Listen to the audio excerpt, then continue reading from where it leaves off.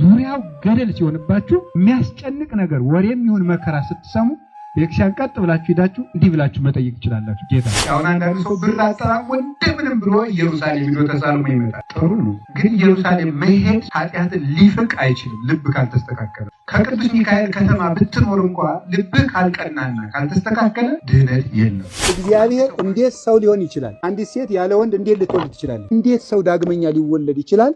አንድ ሰው ከሞተ በኋላ እንዴት ሊነሳ ይችላል? የመምህር መታጣት፣ የትምህርት መታጣት እጅግ ይጎዳል። የሁከት ሁሉ መነሻ ነው። የኃጢአት መጀመሪያ ዕውቀት በቃኝ ማለት ነው ይላሉ አባቶች።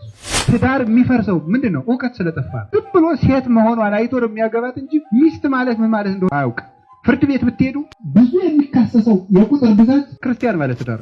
ሀገር የሚጠፋው ዕውቀት ነፃ ሆኖ ዝሙት፣ ምግብ እና ጨዋታ ብቻ በአንድ ከተማ የሚበዛ ከሆነ ሀገሩ እየጠፋ ነው። አሁን አንድ ሰው ዝም ብሎ እንጀራ እያበላችሁ ቁጭ ብታረጉት ሰላም አያገኙም። ይሄኛው ደግሞ ሌላ ተራቢ ተጠሚ የሆነ ህያው አካል አለው። ያም ነፍስ ነው፣ አይምሮ አለ። የአይምሮ ምግብ የሚያስፈልገው ነው።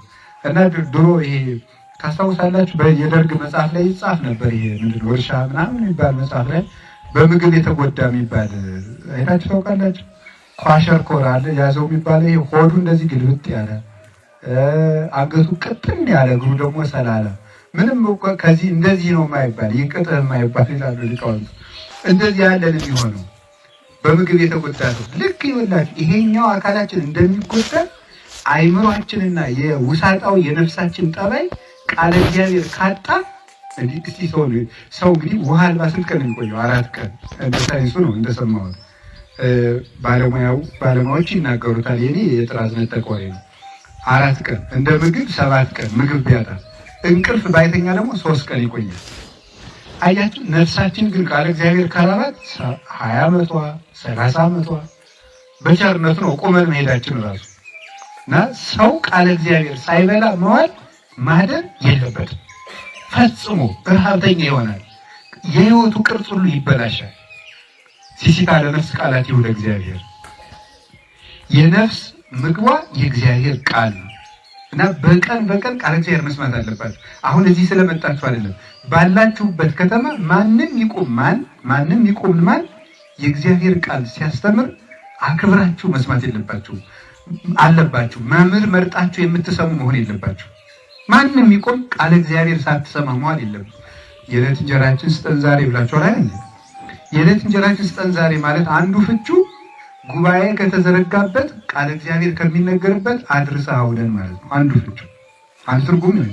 ጉባኤ ከተዘረጋበት ቃል እግዚአብሔር ከሚነገርበት አውለን ይሄንን ለማለት ነው። እና ሳትሰሙ ጠዋት የፈለገ ነገር ቢገጥማችሁ ወንጌሉን ሳትሰሙ ከቤተ ክርስቲያን እንዳትወጡ አደራ ለማለት ነው።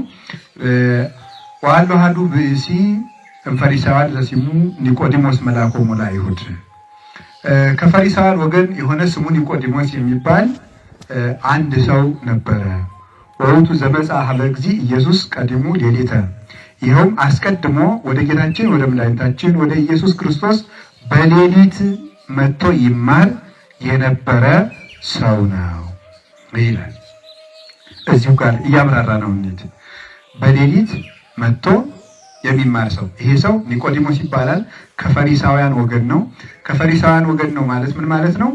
ብሉይ ኪዳንን ከሚያውቁ ሰዎች ወገን ነው።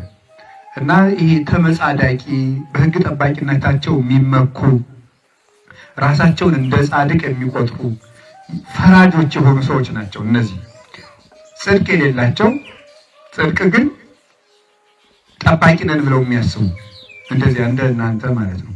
ይቅርታ እንደ እናንተ አሁን የዚህ ዘመን ወጣት ራሱ አይጾምም። ቄስ ግን ጧት ሲበላ ካየው አንቆ ሊገለው ነው የሚደርሰው። እንደ ፈሪሳውያን ማለት ነው። እንደ ፈሪሳውያን በቃ ታሞ ሊሆን ይችላል፣ እንደዋሞት ሊሆን ይችላል፣ ክኒን እየዋጡ ሊሆን ይችላል የሚል የለም። በቃ እንዴት ቄሱ ነው እንዴት እንደዚህ ያርግ እንዴት ዲያቆኑ ነው እንዴት መነኩሴው ነው የሚል እና ወይ አስሩ ጾረ ከሙደ ወይ አሰክም ወደ ሰብት ነው ከፍቶ ወደ ሊሆን ሰይ ይለክፉ ጎባጽባይት ይሆኑ ከባድ ሸክም አስረው ለሰው ያሸክማሉ። ራሳቸው ግን በጣታቸው አይነኳትም ብሎ የተናገረው። ለሰው ሲያደርጉት ሁሉ ነገር ቀላል ነው። እንደዚያ ያሉ ነበሩ። ተመጻዳቂ በሀገር የሚኮራ እንደኛ ለሆነ እኛም እንደምንለው ይሄ ጎንደሬ ጎጃሚ ምናምን እንደምንለው ያለ ማለት ነው። እንደዚህ ያለ የሚኮራ በወገናቸው የሚመኩ እግዚአብሔር አብርሃም ዘር በሆናቸው የሚመኩ ከነዚህ ሰዎች ወገን ነው እና እንደዚህ መሆን ከቦታ መወለድ ሊያጸድቅ አይችልም። በእውነት እግዚአብሔር በሚያውቀው እና እግዚአብሔር ከፈቀደ አሁን አንዳንድ ሰው ብር አጠራቅሞ እንደምንም ብሎ ኢየሩሳሌም ሄዶ ተሳልሞ ይመጣል። ጥሩ ነው፣ ግን ኢየሩሳሌም መሄድ ኃጢአትን ሊፍቅ አይችልም። ልብ ካልተስተካከለ ማለት ልብ ካልተስተካከለ ሰይጣን የት እንደነበረ ታውቃላችሁ?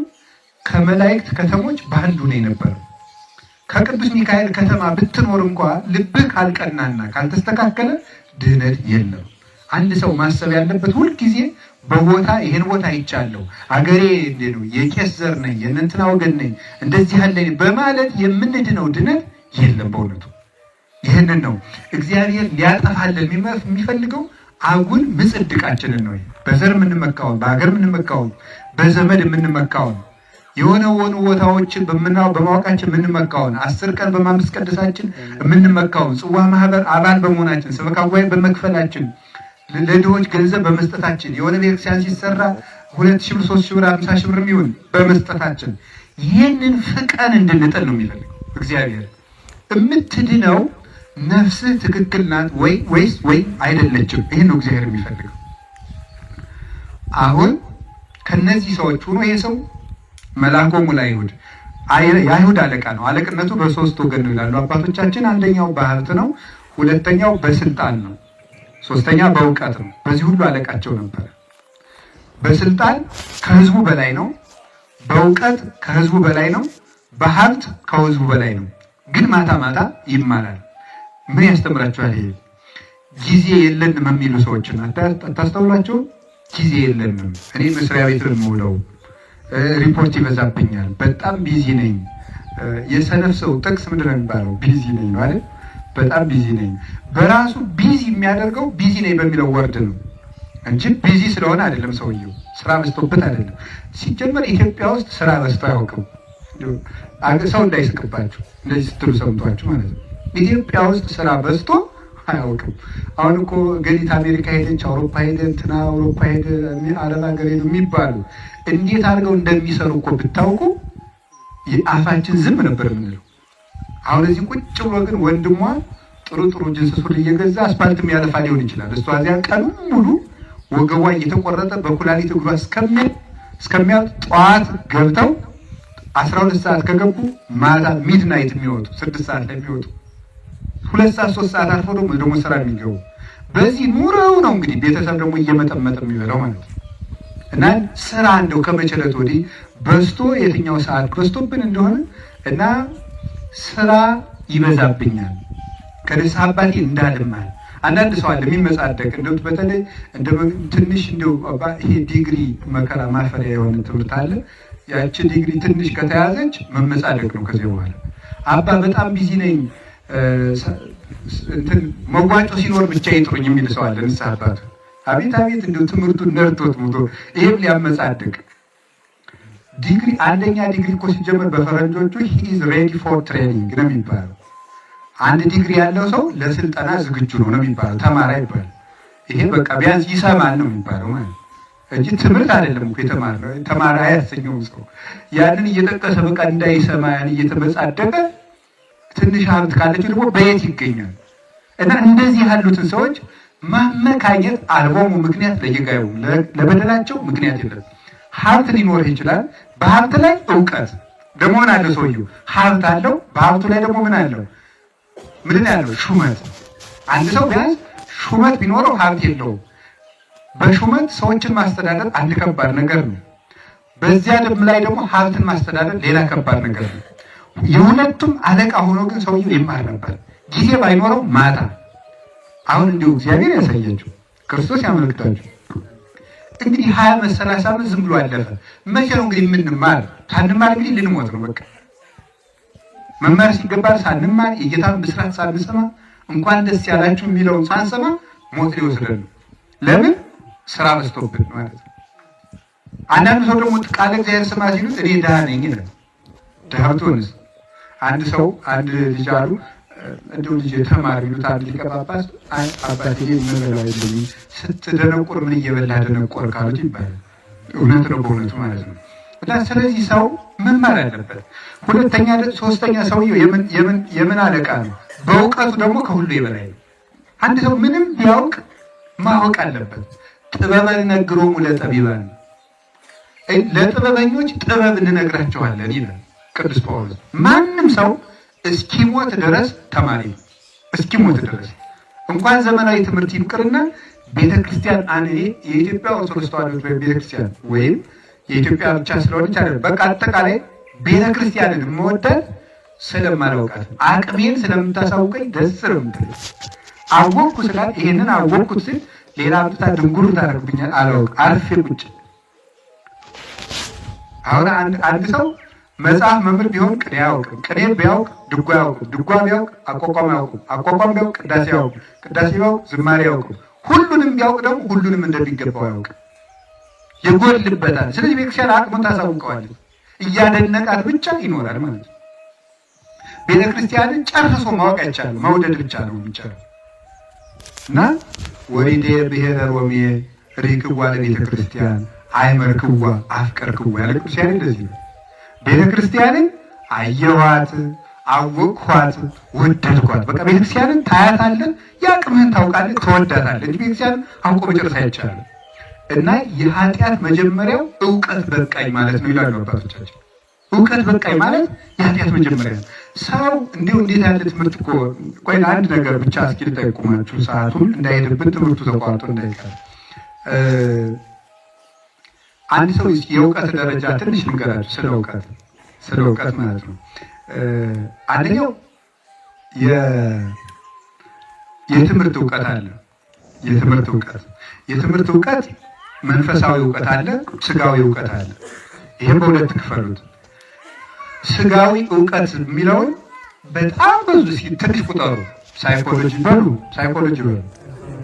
ባዮሎጂ፣ ጂኦግራፊ፣ ጂኦሎጂ፣ አንትሮፖሎጂ ይሄ ሁሉ አውቃችኋል።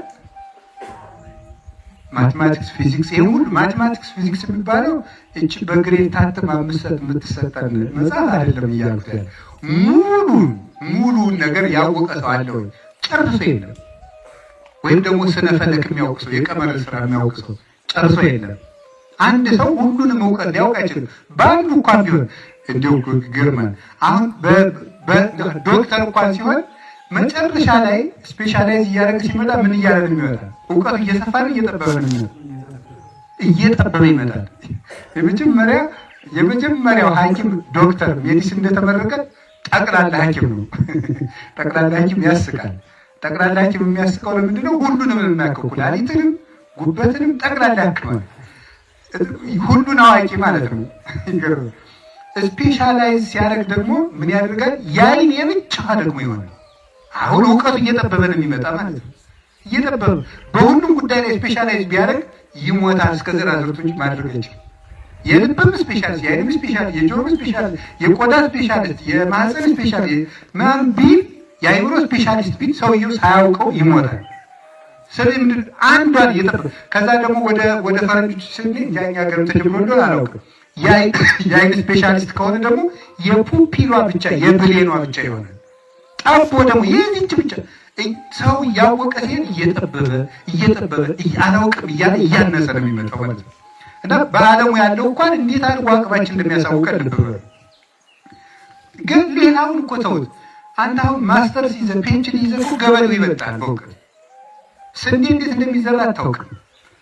በቃ ተምረሃል፣ ግን አግሪካልቸር ተምርካል፣ ግን በፍጹም ለስንዴ የትኛው መሬት እንደሚስማማው ኑግ የሚሆን የትኛው እንደሆነ አታውቅም። ራሱ እሱ ይበልጣል በደንብ አድርጎ ማለት ነው። ምንን መቼ መዝራት እንዳለበት፣ መሬቱ መቼ ማረፍ እንዳለበት ጥንቅቅ አድርጎ ያውቃል። ገበሬው ይበልጣል። እና እውቀት አያስመካም። የመንፈስ ወደዚያ አቅም ስለሌለኝ ይተዋዋለሁ ለእናንተ ወደ መንፈሳዊ እውቀት ልመልሳቸው። መንፈሳዊ እውቀት የትምህርት እውቀት አለ። የትምህርት እውቀት ማለት እንግዲህ እግዚአብሔር ያሳያችሁ። የትምህርት እውቀት ማለት ምን ማለት መሰላችሁ? ከመምህራን ተምረን የምናውቀውን። ለምሳሌ አሁን እንዳልኳችሁ ነው። ቅኔ፣ አቋቋም፣ ቅዳሴ፣ ዝማሬ፣ ድጓ፣ መጽሐፍ ይመጣል። አሁን ይህንን ጨረሰ የሰውየው ብትሉ አላለቀም። ለምንድን ነው ያላለቀ? መጽሐፍ ተምሮ 4 ጉባኤ ተመረኩ ቢል አንድ ሰው የቅዱስ ኤፍሬም ድርሰት ብቻ 14000 መጽሐፍ አለ። እግዚአብሔር ያሳያችሁ። ሰው ሶስቱን ሳያውቃቸው ነው እንግዲህ የመጽሐፍ መምህር እያለ የሚሞተው።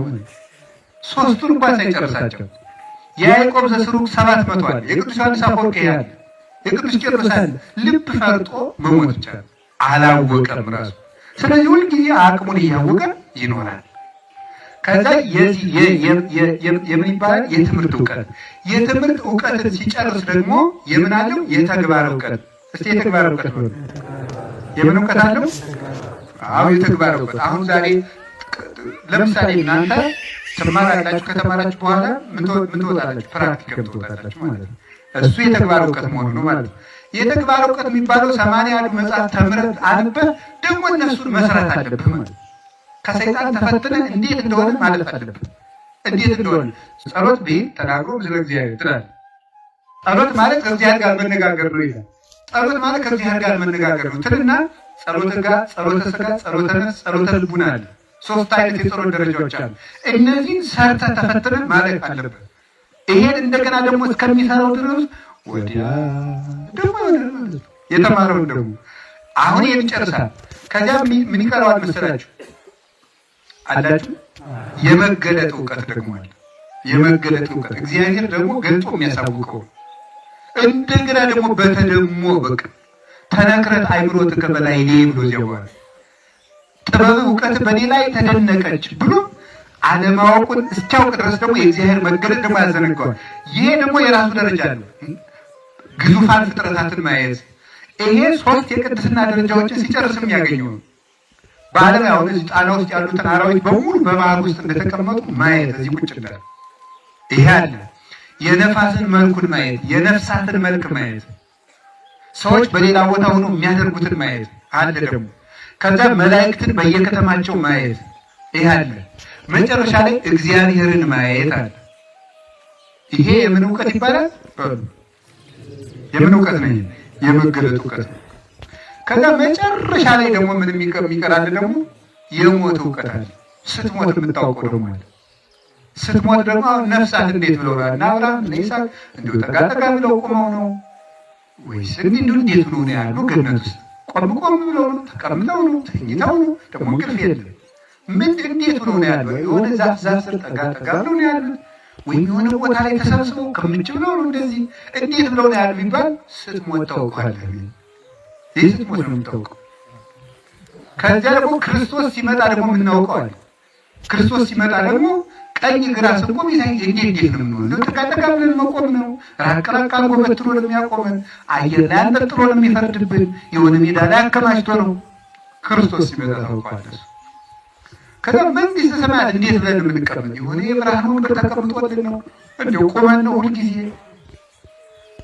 መገላረድ ሳለ ለምሳሌ የሆኑ ሰዎች በዚሁ ነው አይታችኋል። እንግዲህ ከአዳም ጀምሮ እስከዚያ ድረስ የሞተው ሰው ሁሉ በአንድ አዳራሽ ነው የሚኖረው መንግስተ ሰማያት።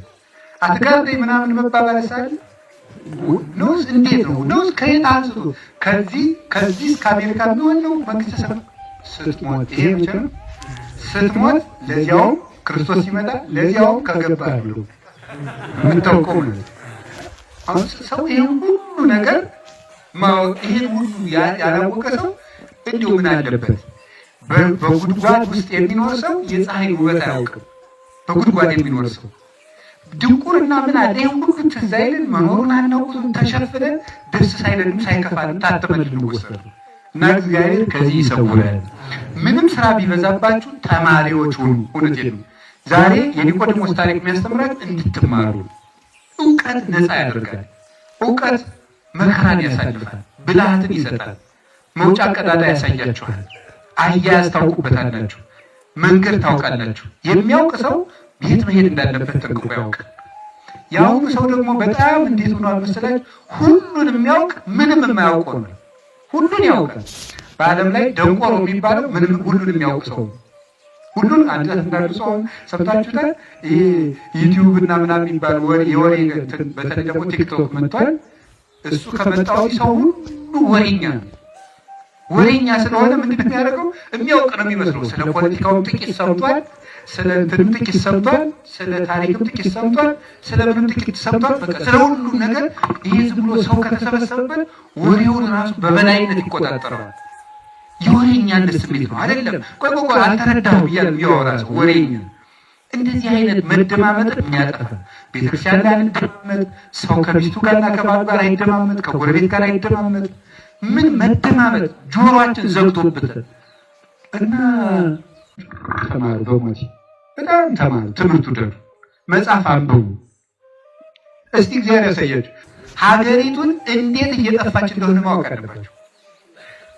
ሀገር የሚጠፋው እውቀት ነፃ ሆኖ ዝሙት፣ ምግብ ብቻ እና ጨዋታ ብቻ በአንድ ከተማ የሚበዛ ከሆነ ሀገሩ እየጠፋ ነው።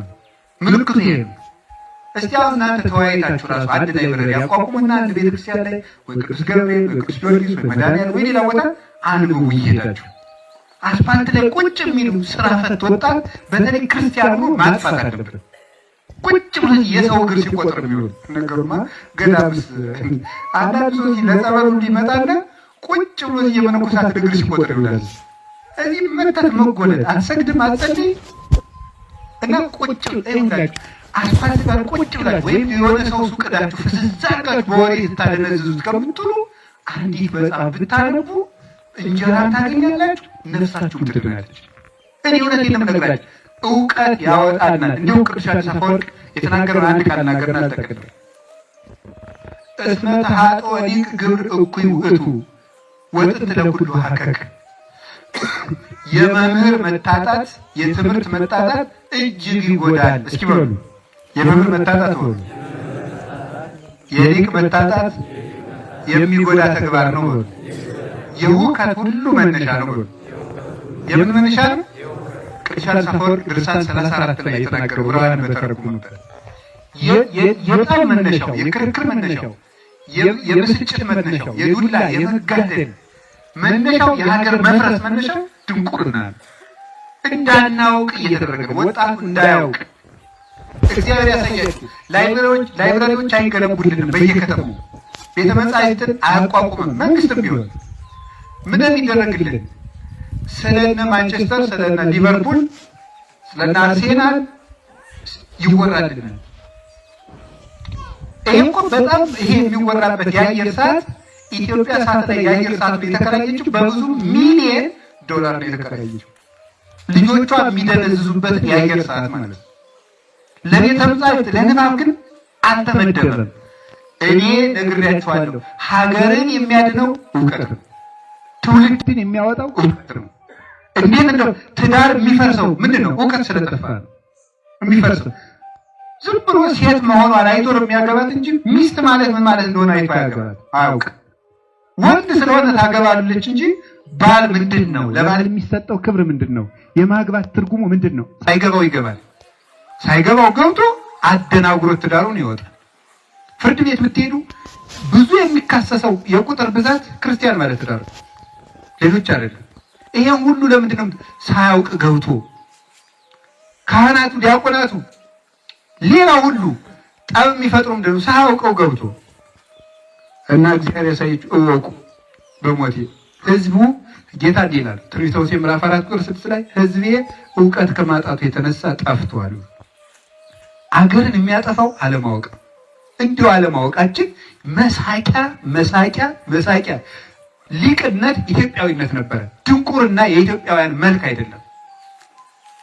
ሄሮዶቶስ እንኳን የታሪክ ጸሐፊው እንኳን ሲሆን ኢትዮጵያውያን ጨዋታ አዋቂዎች ቤታቸውን ከመንገድ ዳር ሰርተው የወጣ የወረደውን በሞቴ እያሉ የሚያበሉ ምስጢር የሚያውቁ ናቸው።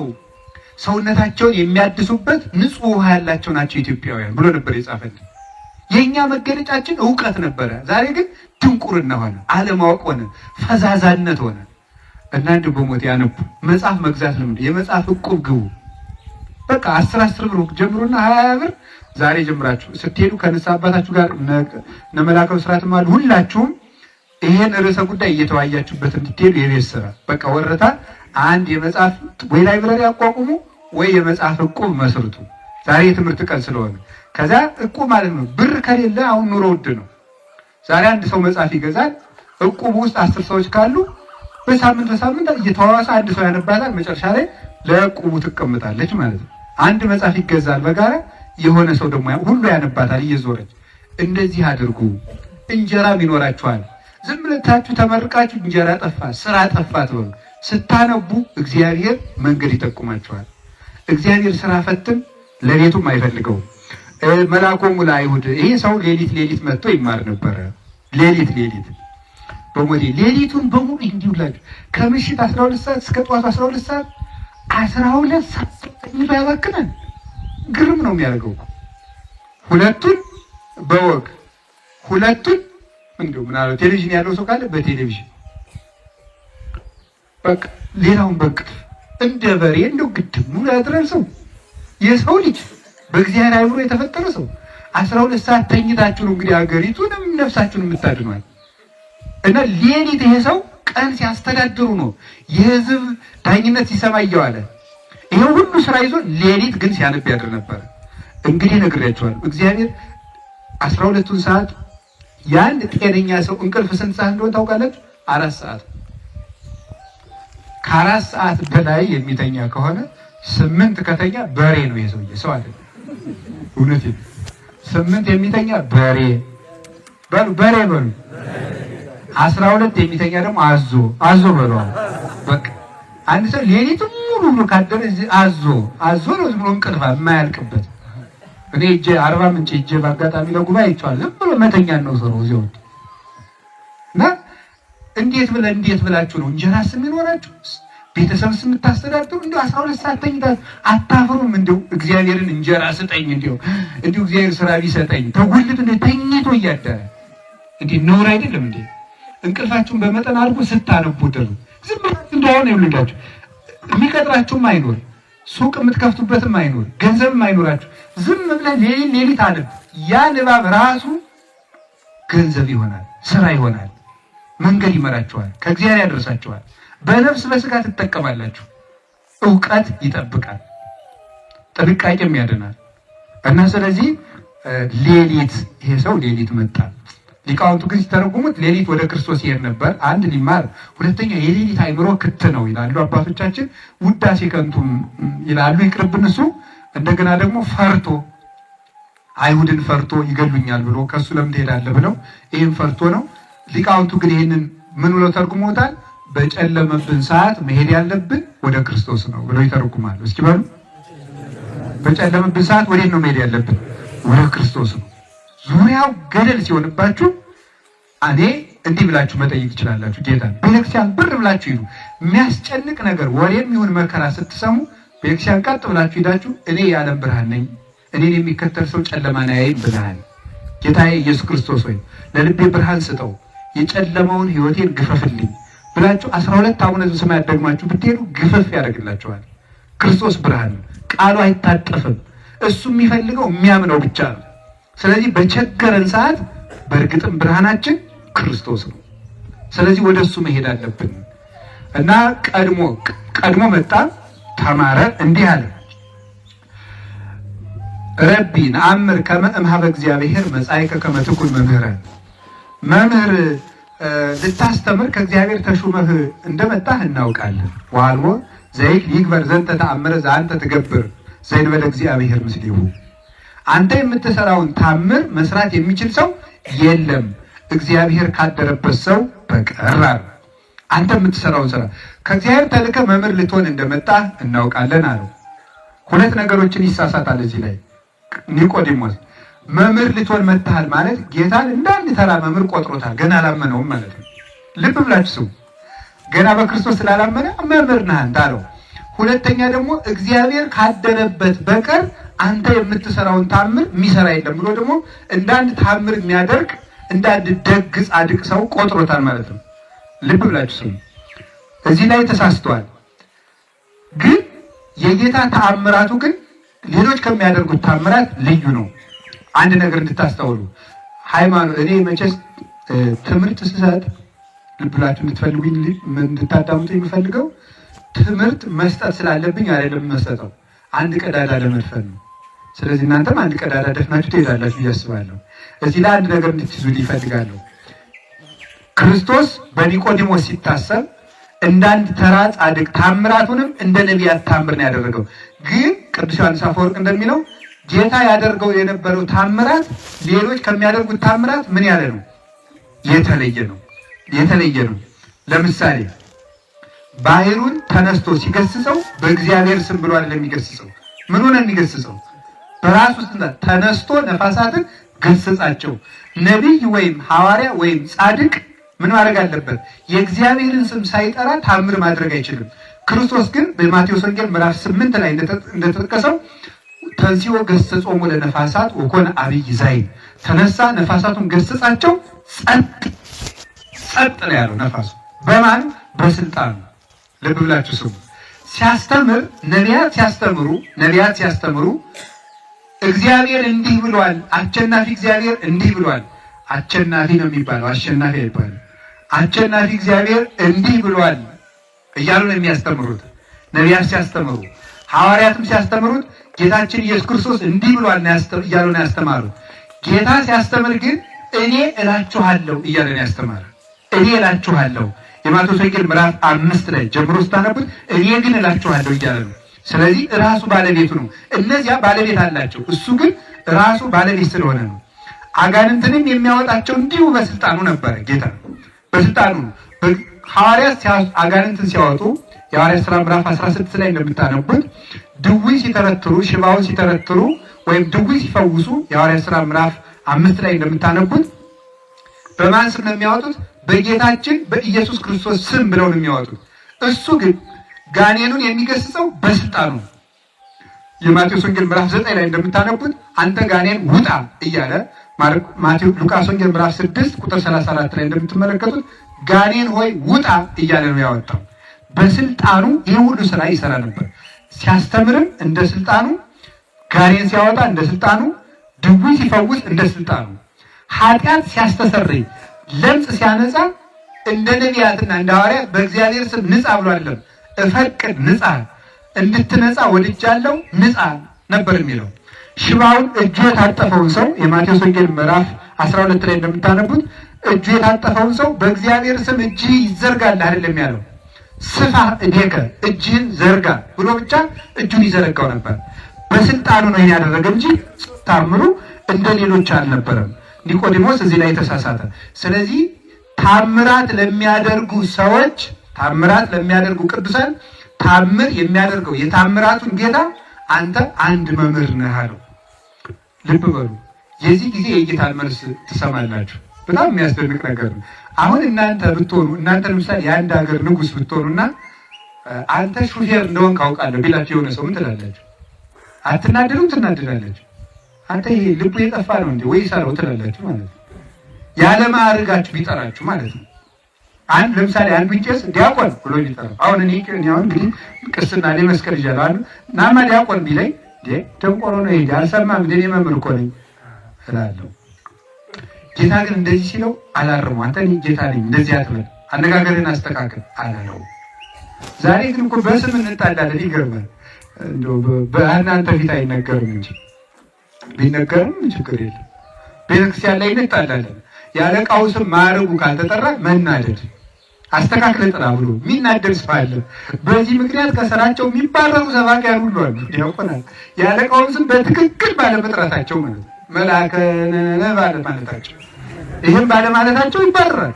በጣም የሚያሳዝነው ማለት ነው። ክርስቶስ ግን እንደዚህ እያለው ዝም ይገርም ወደ ነፍሱ ድነት አንተ እንደዚህ አትመሰል። ንግግሩን ሳያርም ምንድን ነው? አማን አማን እብለከ ዘይተወልድ ዳግም ኢይሬ ያለ መንግስት እግዚአብሔር። እውነት እልሃለሁ ዳግመኛ ያልተወለደ ሰው የእግዚአብሔር መንግስት አይ ወደ ድነት ነው የሚወስደው። ንግግሩን ተው። ዋናው አንተ ወደሚያድነው ነገር ነው ጸጥ አለነቱ። አንድ ሰው የሆነ ነገር ሲሳሳት ንግግሩን ከማረም ይልቅ ወደ ቀጣዩ ምዕራፍ ወስዶ ሰውየውን ማስተካከል እና ለሰውየው የሚረባውን ነገር ማድረግ መልካም ነገር። ንግግሩን ሰውየውን መጀመሪያ ከነቀፍ ነው ሰው ለክብሩ ተጨናቂ ስለሆነ የሚያድነውን ነገር ከመስማት ይታቀባል፣ ጆሮውን ይዘጋብናል። መጀመሪያ ንግግሩን ካረም ነው። ዝም ብለን ግን ወደ ቀጣዩ ከሄድ ግን እንዳከበር ነው ስለሚሰማው እያደመጠን ይሄዳል። ስለዚህ ጌታ ምን አለው? እሱን ማዳን ስለሚፈልግ እውነትህን ነው፣ ዳግመኛ ያልተወለደ ሰው የእግዚአብሔር መንግስት አያይም አለው።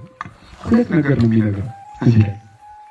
አንደኛ ይሄ ሰው ከነማን ወገን ነው? ዘመዶች ከባቢሎን ማን ወገን ነው? ፈሪሳውያን በምን የሚመኩ ናቸው? በዘር በአብርሃም ዘር የሚመኩ ናቸው። ስለዚህ ያኛው ልደት ምን አይልም እያለው ነው፣ አያድንህም፣ መንግስተ ሰማያት አያስገባህም፣ ይሄኛው ነው ብሎ ወደዚህ እያመጣው ነው። ሁለተኛ መንግስተ እግዚአብሔር ያለው ሃይማኖትን ወይም የራሱን ጌትነት ነው።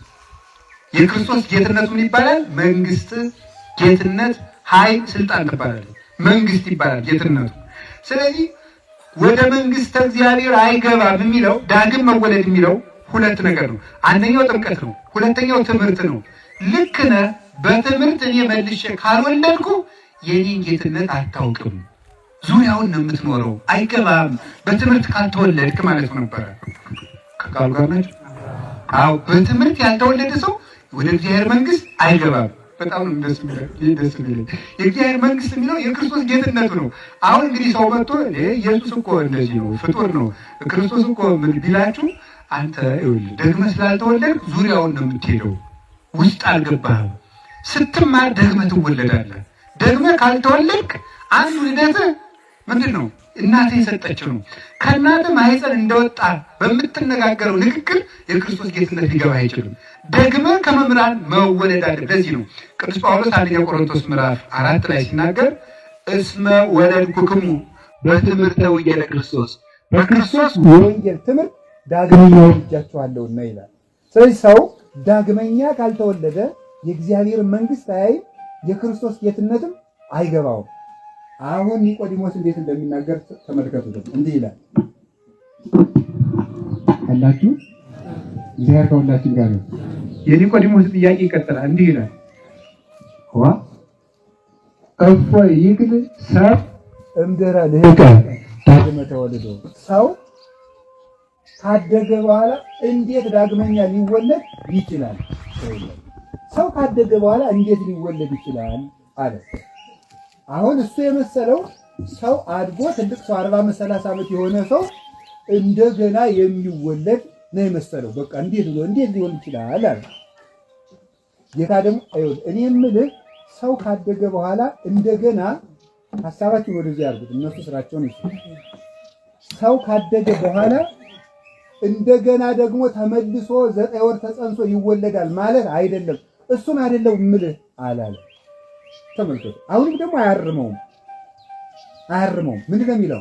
አንተ አስተማም እየነገርኩህ አላለ። እንዴት ነው ያለው? አማን አማን ብለከ ዘይተወልደ ዳግም እማይ ወመንፈስ ቅዱስ ኢይበው ውስተ መንግስተ እግዚአብሔር። በቃ ደግሞ ማሳደግ ነው። አሁን ማሳደግ ነው እንጂ እሱን በማረም እና በመኮርኮም አይደለም ጌታ ጊዜውን የሚያፈዝ። ሰው ዳግመኛ ካልተወለደ ወደ እግዚአብሔር መንግስት ሊገባ አይችልም ብሎ የእግዚአብሔር መንግስት አይ ማለት እንዴት ካደገ በኋላ ሰው ይወለዳል አለ። አይ ዙር ይወለዳል ማለት አይደለም። አንተ ደግሞ ሳይል ዝም ብሎ ምን አለው?